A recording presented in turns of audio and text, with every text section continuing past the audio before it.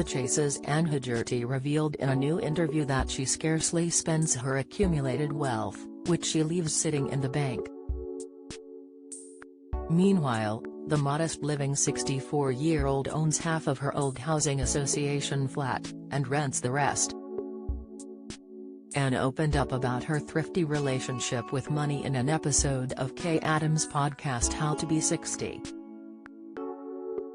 In a revelation that may surprise some fans, the Chase star once had bailiffs knocking at her door, as autism left her uncertain of how to manage her money.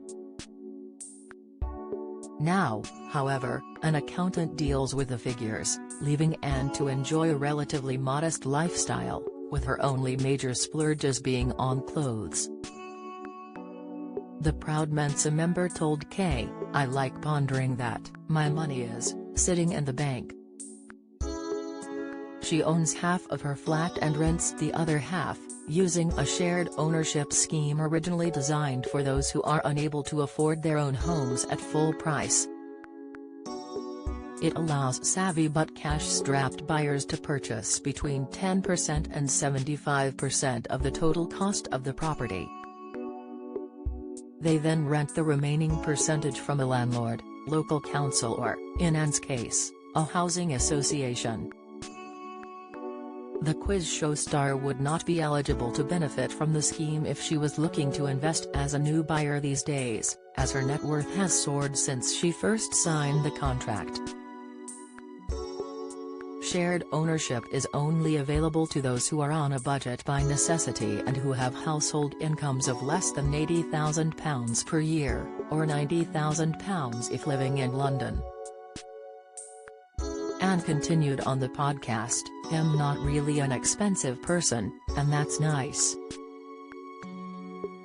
I'm comfortable, as it were." According to Celebrity Net Worth, Anne's figure could stand at around £2.3 million. The star previously said that her autism stopped her from finding love, with her longest relationship ever lasting just 4 months. "The two things that seem to cost people the most money are their families and their holidays," she mused, acknowledging that her money stretches further as a single woman.